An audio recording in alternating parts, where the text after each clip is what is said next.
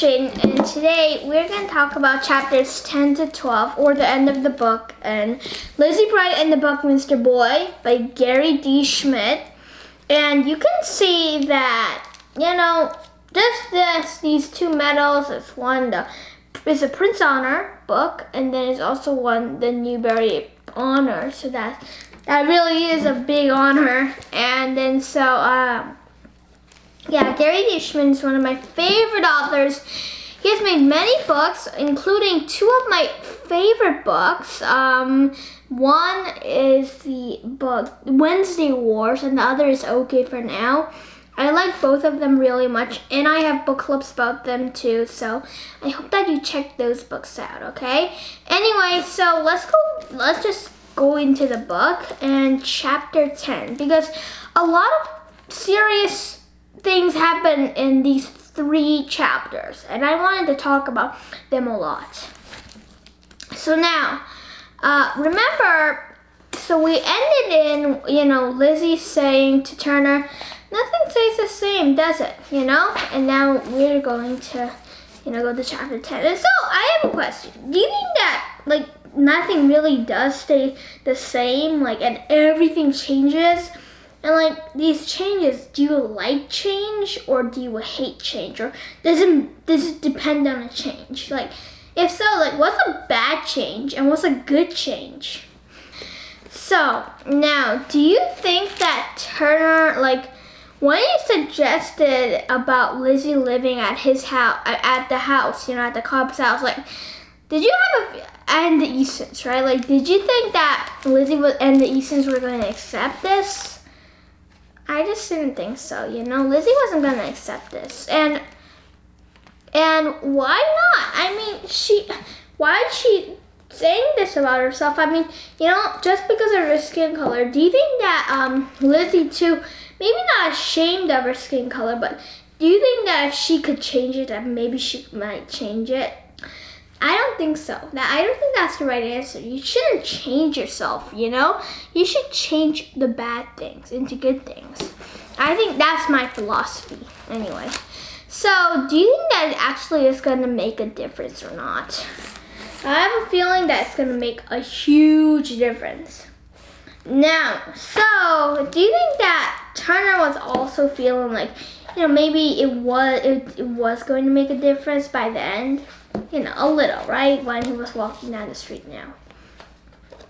And then evil Mr. Stonecrop is in the house. Just when you were Mr. Stonecrop was there, how did you feel? And, and you can use a simile. You can be I felt as if someone had kicked a ball in my face, No, yeah, a little hurt, but also really surprised, mad, annoyed, And then also, what was your feeling, when he was holding the keys to Mrs. Cobb's house?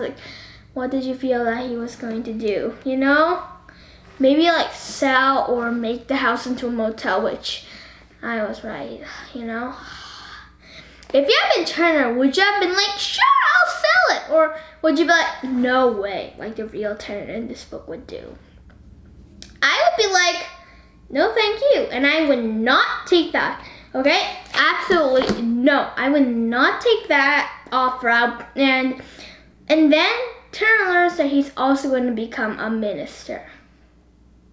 I mean, do you think that Turner wants to be a minister or a preacher? Yeah, I don't know. Do you think that he wants to do that? I don't think so. No, he doesn't. And can you imagine being sort of forced into a job that you don't want to do?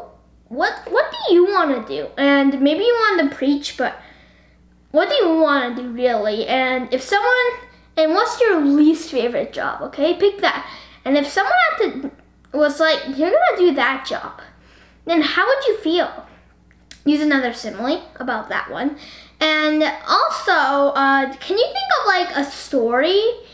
Like just a quick example, and maybe it doesn't have to be about jobs. It can be about anything else. Maybe it could be about even books. Okay, anything like that. So you can do whatever you want. But I'm actually gonna come up with my own example. Okay, I already got one. So let me start. One day, Stuart was at the library. And then so he was ready to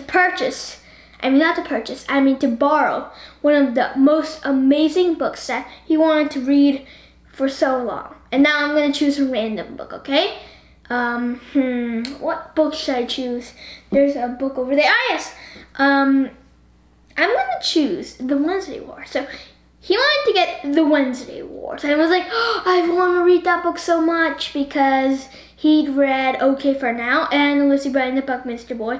And he just loved both of them. And he was like, I've heard that The Wednesday Wars is awesome. I want to read that. And so he wanted to read that. And he also wanted to read a book about dragons and mythology. But then his mother came along and she said, you are going to get the science books for photosynthesis, the French Revolution, and finally, the book about Native Americans that you're supposed to study at school so you can get good grades. And so you can sort of see where I'm getting this, right? Somebody's telling him that he has to do something. Read something that he doesn't want, right? Like here. And anyway, so that was just my quick example. Let's get back to the book. Well, it wasn't that quick, but anyway, so do you think that, if you had been Turner, would you have had the courage to say to Mr. Stonecrop that he was going to give his house to Lizzie and the Eastons? Did you have the courage? And did you think that this was a good thing to say or a bad thing to say? I think that was a good thing to say. He stood up. He said, I decided to give him the house to Lizzie Griffin and the Eastons. Strong, defiant, and bold, which is how I like it. Now, so do you think that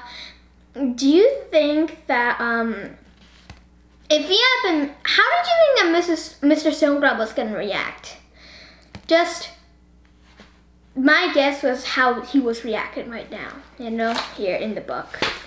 And now, so, do you think that, and then his father actually stood up for Turner? This is a surprise. Was it a surprise to you, or did you have a feeling that maybe his father was going to do that? It was a surprise to me.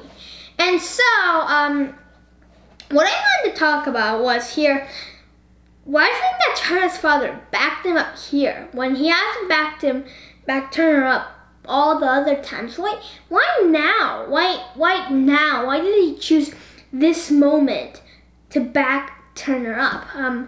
And do you think that was ever going to happen in the book? Or did you expect, Turner and his dad to be still far apart by the end? Okay. Now, anyway, so do you think that Turner's dad actually was pretty mad at Mr. Stonecrop when he was saying all those? And now, so do you think that Mr. Stonecrop here, right? Do you think that Mr. Stonecrop really appreciates Darwin, or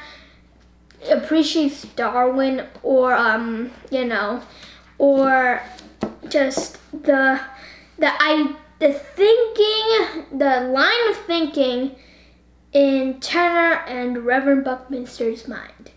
Okay, that was a lot to say, but you know, like, do you think that he really appreciates that and he really listens to everything? Not really. You know, he was just like, throwing the keys down, and he stormed out of the room.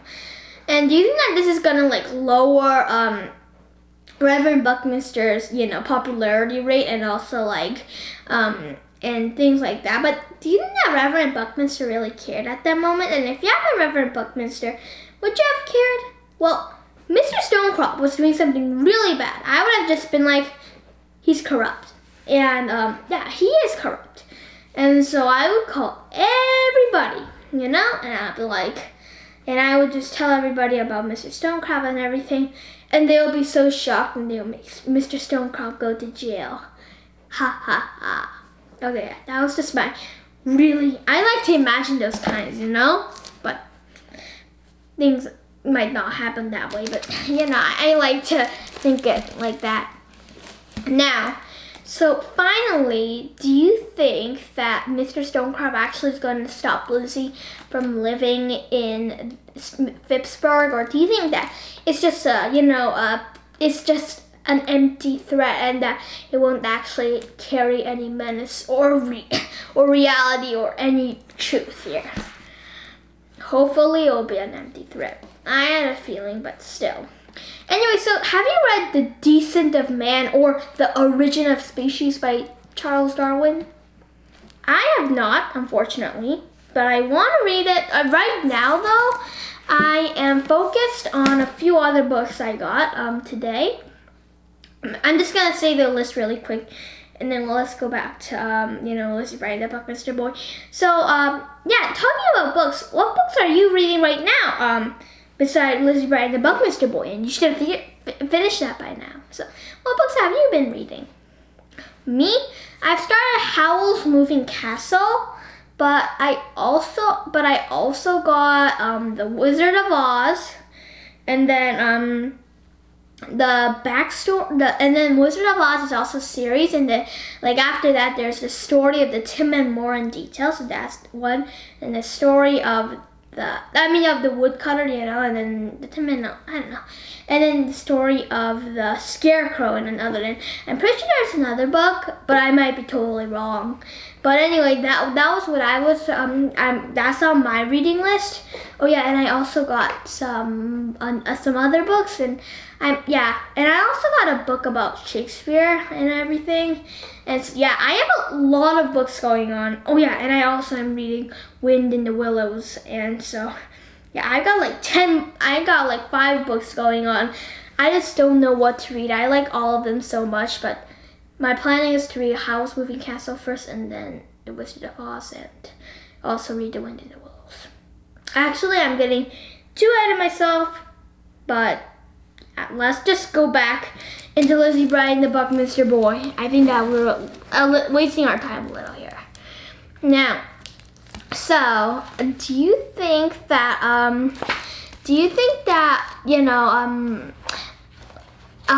Turner is actually liking the Anita a little, or do you think, or not?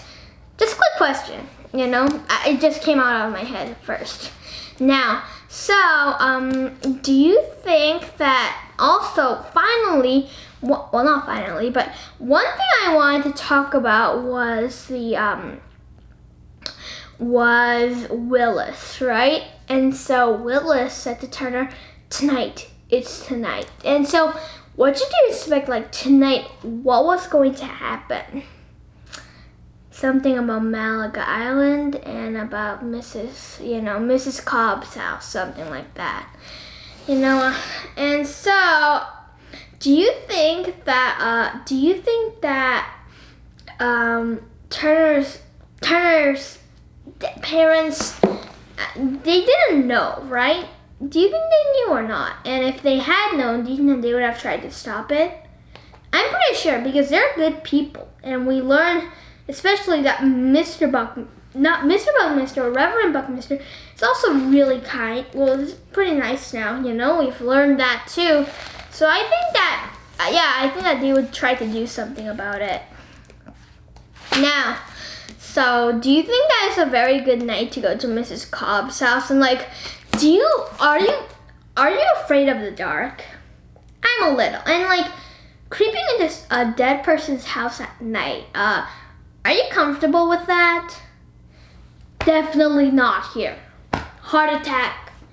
And then so finally, one thing I wanted to talk about, not finally, I don't know why I keep on saying finally, but anyway, what I wanted to talk about was was these creaking sounds and everything, right?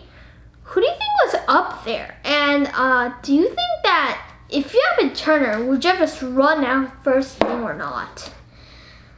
I would have tried not to run out, but I would have been freaking out a lot. Yeah, I'd be like just freaking out. Yeah, definitely. Now, so there was no sound. There's only this creak, creak, creak. And did you think that it was just Turner's imagination, or did you think that someone was actually there? At first, I thought it was only his imagination, but soon I just knew that someone really was there. And now it's just getting scary a little because I am alone in the room, of course, and like I'm upstairs. ALONE. Alone. I'm freaking out. Okay, I'm not freaking out, but I'll try not to go back to that topic. Now, and Turner does something really cool. He just, like, remember all the glass and all that, and someone locked him in? First of all, who do you think that it was? And like, if you hadn't thought that somebody was there before, now you know, right? And now, but what I wanted to talk about was when he was on the roof, right? He jumped. Now, could you just jump on a roof? I mean, like, could you do that? Would you even have the courage? I don't know. I would be freaking out. I'd be afraid. I don't know if I could do that. And then, so there were some lanterns, right, moving up and down on Malaga Island. And of course, who did you think it was? Evil Mr. Stonecrop. And all those evil people. They're just really evil. I have to say that, they're evil. Now, so do you think that, do you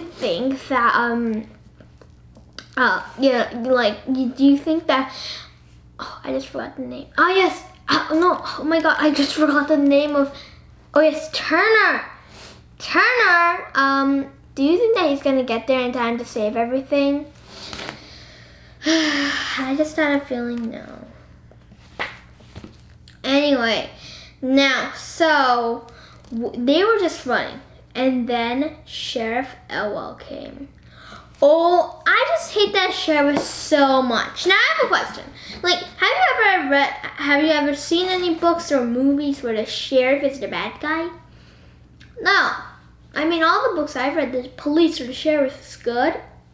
And then at first, maybe a character is afraid, but mostly the warden or sheriff or police, they're nice. But this sheriff, corrupt. Just corrupt, plain corrupt. And now, so did you think that Sheriff Elwell was actually going to like shoot Turner? What did you think that he was going to do to Turner? And then we hear that Lizzie and the Easters probably went to Pownell, the home of the feeble-minded. And so I have a question. Who do you think is more feeble-minded here? The people of Malaga Island or these people, or the people who are making them leave Malaga Island? Okay. Now, so, oops, sorry. I got a little ahead of myself in my book. Oh, yes. Now, so did you think that, and then, Dad comes. And so, like, Turner's father comes. Now, what did you think I was going to do to Sheriff Elwell?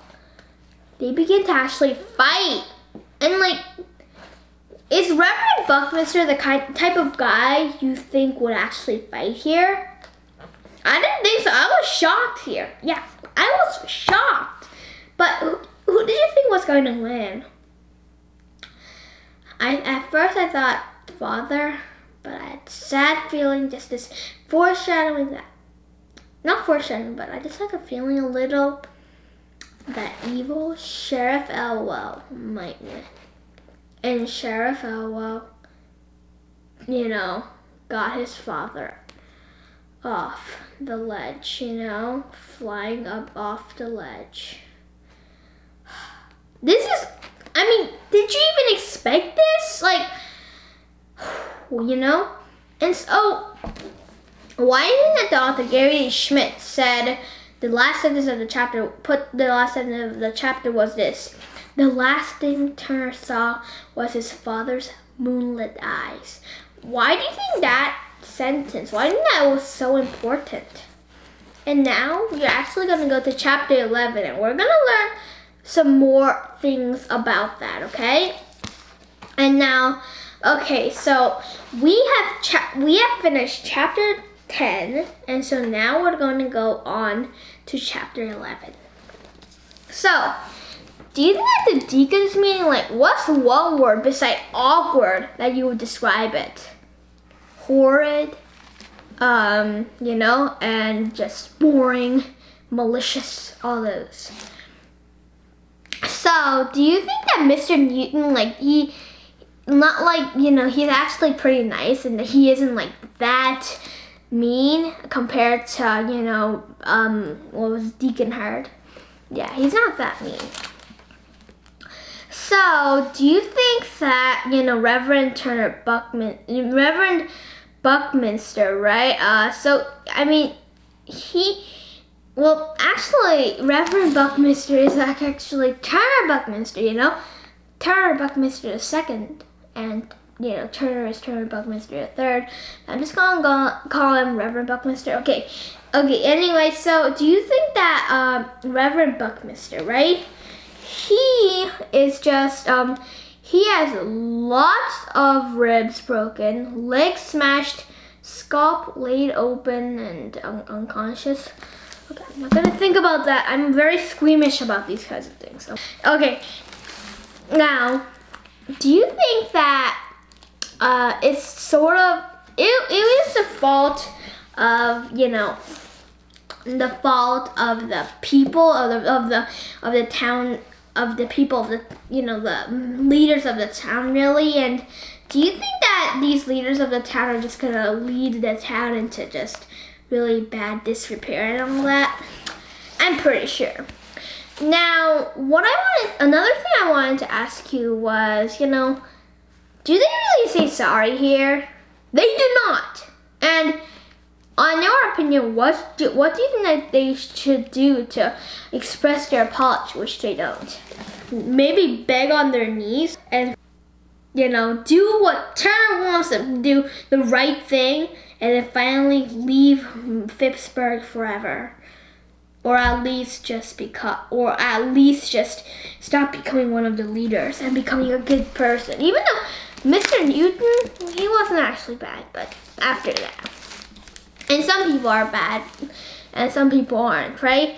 And now, so do you think that Deacon Hurd is using his power too badly? And have you ever seen anyone use their power badly before? Or at least not that, but maybe books, or maybe you could come up with an example.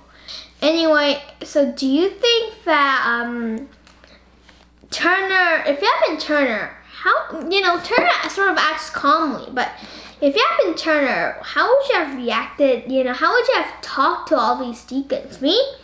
I would have just glared. I would have said snooty comments, and stuff like that. And they totally deserve it, and much more, right?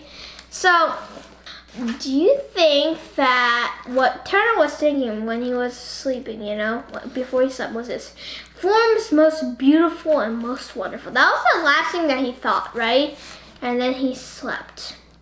And so, now, why do you think that he was thinking this when he slept?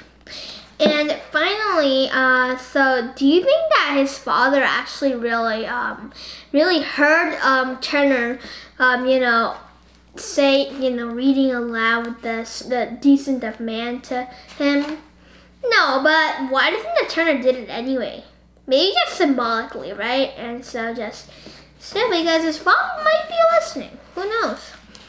Now, do you think that Willis is still like, he's sort of like the traitor's son, right? And if you had been Willis, like, if you had been Turner, would you have turned your back on Willis, or would you have still tried to be really friendly with Willis? What do you think? Now, so, what about that is when Mr. Buckminster dies, right? Okay, but before that, I wanted to talk, about about everything, about Malaga Island. No, not everything, but about Malaga Island. Malaga Island here is just, it ruined, or at least the houses here, right? Is this right in your opinion? No, it isn't right at all. And if you have been the people of Phippsburg, like, why didn't the people of Phippsburg are not protesting? Why didn't they just like, and just go back to their work? What do you think that they should have done? Have done riots and protests, and maybe just threw some rotten eggs and things like that, like, and fish hooks at Mr. Stonecrop, and then also like paint Mr. Stonecrop's house. I don't know, it's vandalized. I don't care, because Mr. Stonecrop completely deserves it here. He's doing much more than vandalism when he is destroying these houses. He's like burning them down. It's terrible. And I think that you all know. Now, so do you think that Mr. Stonecrop is also making everybody in Phippsburg suffer? And what do you think that might be a good way for both Mr. Stonecrop and the people of Malaga Island to be happy? Not that, what do you think here?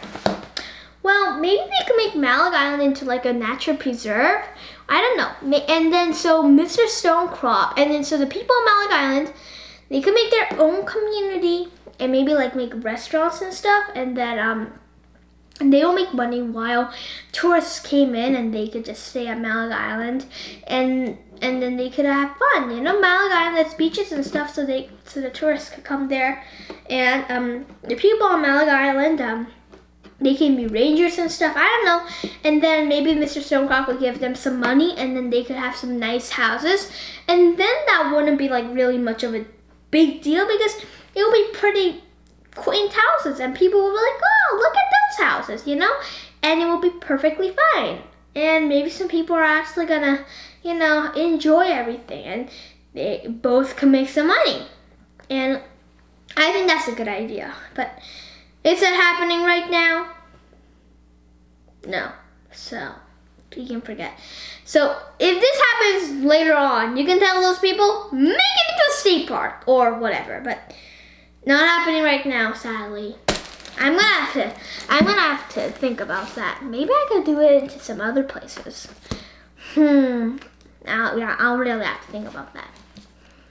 And then so, do you think that when Turner's dad died, I mean, did you even expect that?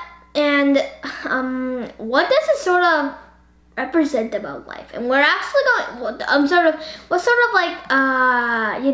it tell you about life? And it's actually going to come up later too, but I'm not going to tell you right now. But what does it show about life? And it doesn't have to be about death. Just what do you think? Maybe even a theme here, that maybe things are not, maybe at times things will just be really hard, And luckily I've never had like anybody die in my family before, except for my grandfather, and he died when I was 3, so I don't even know him. Okay. here, yeah, you know, things at times are really hard. And so, can you make an example of this? It doesn't have to be about anybody dying. It can be about something else. Okay, now, so do you think that the funeral service, like, it actually was, really was a real good service? And do you think that Turner, you know, he began to say sort of like a speech, right? And so, do you think that anyway, so do you think that the Buckminster was, you know, was happy with this? And if you have been to Buckminster, then what would you have tried to do? You know, maybe, like, and again, would you ever want to, you know, like, come to this town again? Maybe not, I don't know. Okay. So, let's see what I wanted to talk about next. Yes. Do you think that Turner has the right to lecture everybody? He sort of does, you know. It's some of the people's fault. And now, do you think that Mr. Newton, right? Do you think that Mr. Newton is actually on the good side? And do you think that everybody else in the community actually sees that he's a nice person or not?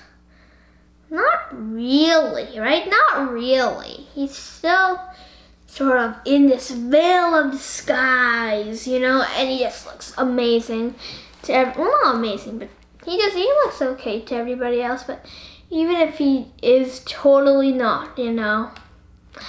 It's just miserable when I think about it because, you know, I just don't want everything like this to happen. I want it to be happy, the people to realize that Deacon Hart is a bad egg, a bad nut, a bad seed, a bad plant, a bad person, and also a bad, yeah, just bad. Wow, I'm talking about seeds and bad, wow.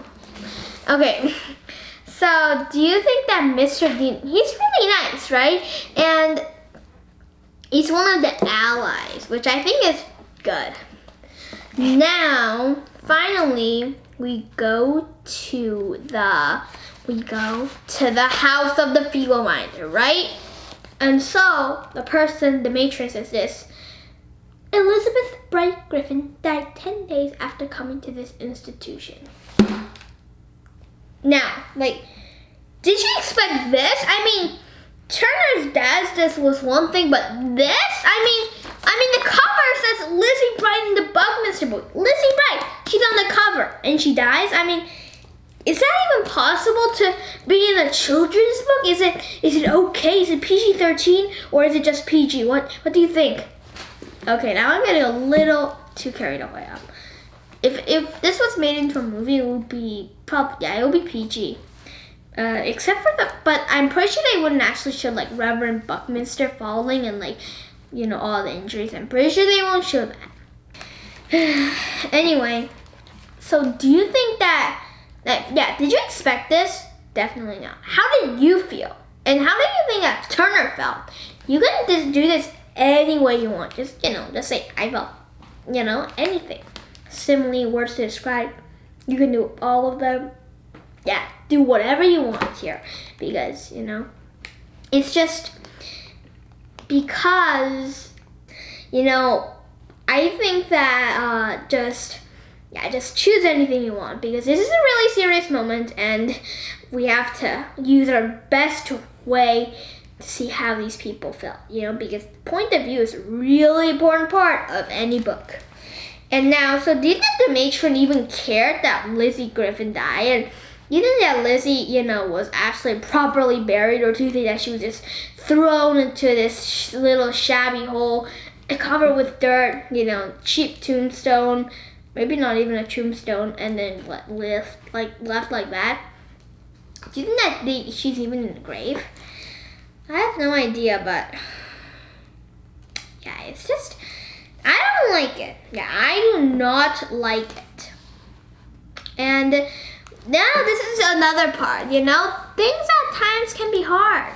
Have you ever experienced something like this before in other books, like, you know, or movies, you know, when this happens? And then also, what are a few really big bad things that have happened to you in your life that makes you think I'm miserable, or you know what? And when that happens, or I don't know, anything that you feel is just terrible. And when you were in that situation, you were like, oh, I think that you do know. Let's go to chapter 12, our last chapter in the book. Okay.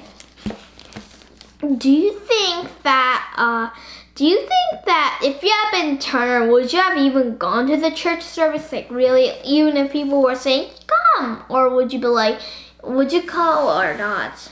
I wouldn't really go, because it would be hard dealing with my dad's death.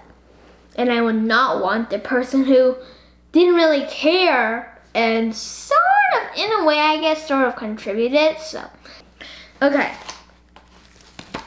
Now, so finally, do you think that Mr. Stonecrop really thought much of what Turner was reading and all that? And do you think that Mr. Stonecrop really even cared about Turner, and he was just trying to make a good face or something?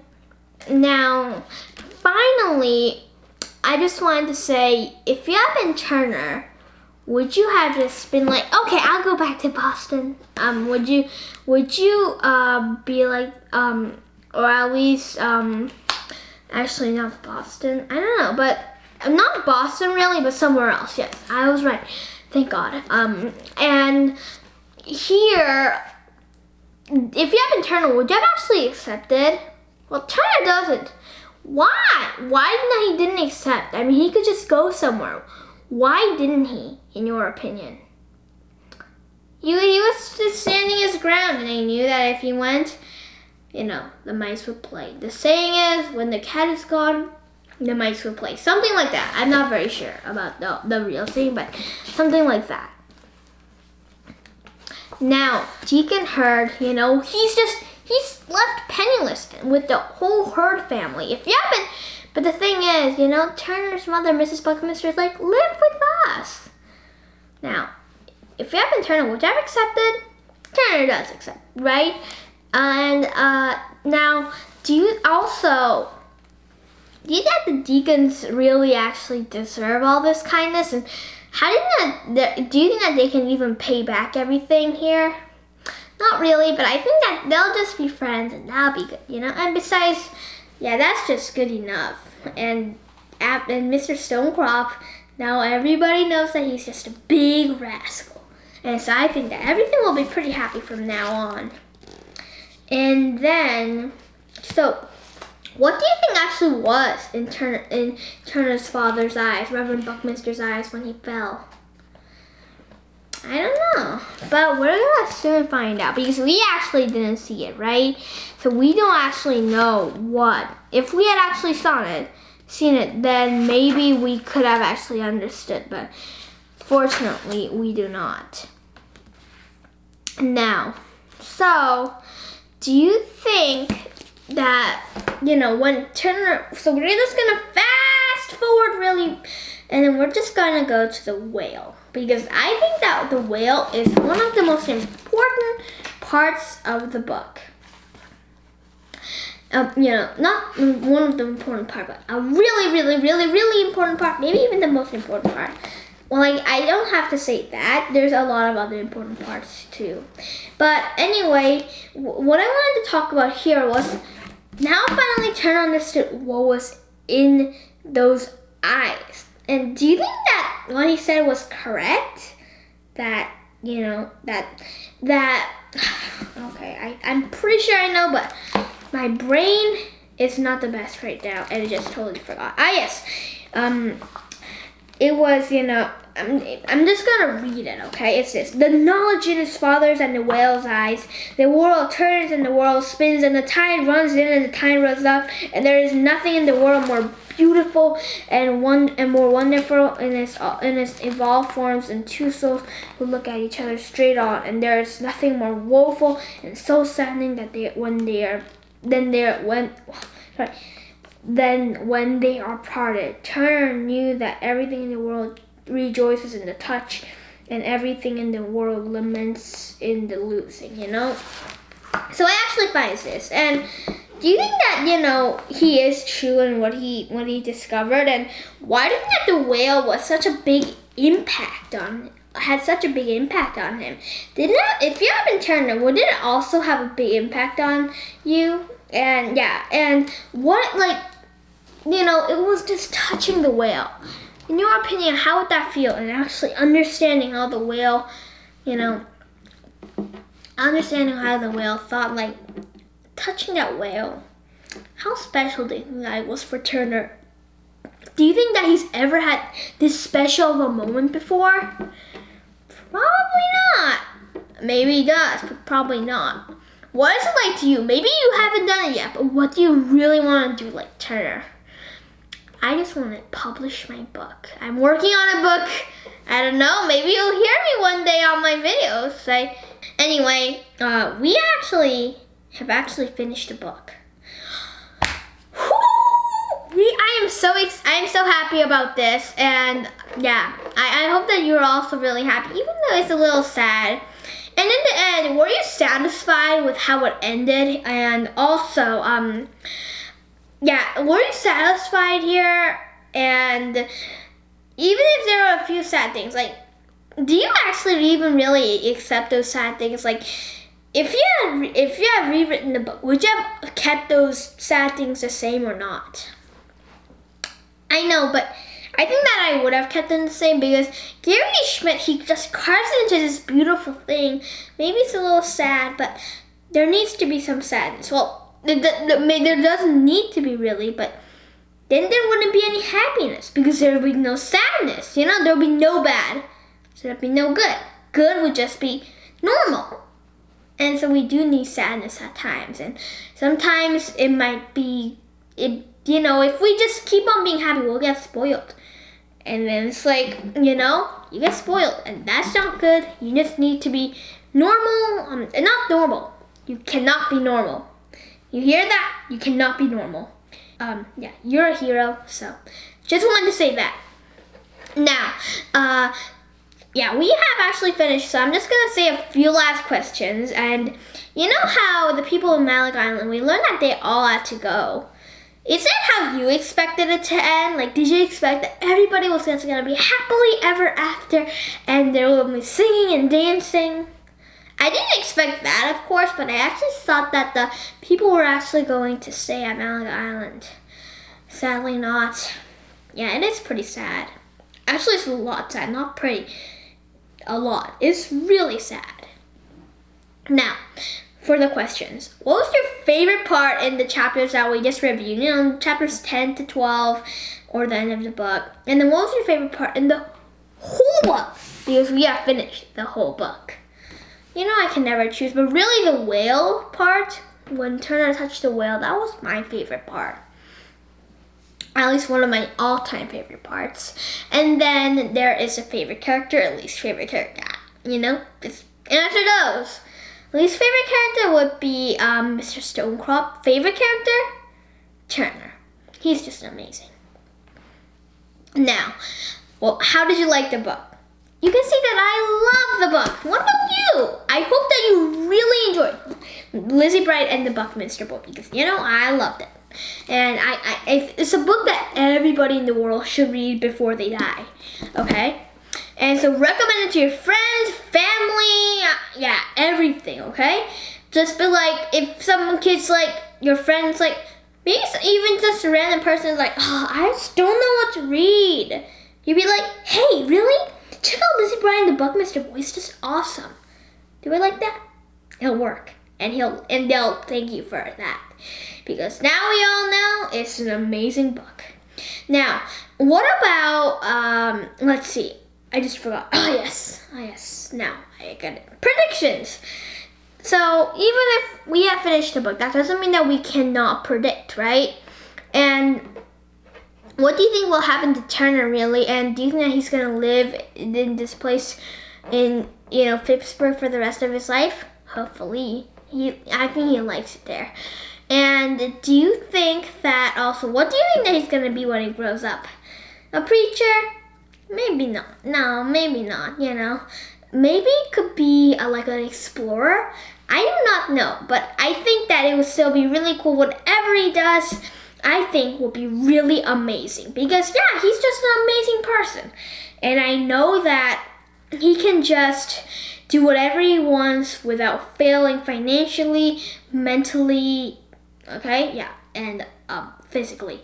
Even though, yeah, you know, maybe he might get hurt a lot, but I think that he's a strong person and he can handle those kinds of challenges, in my opinion.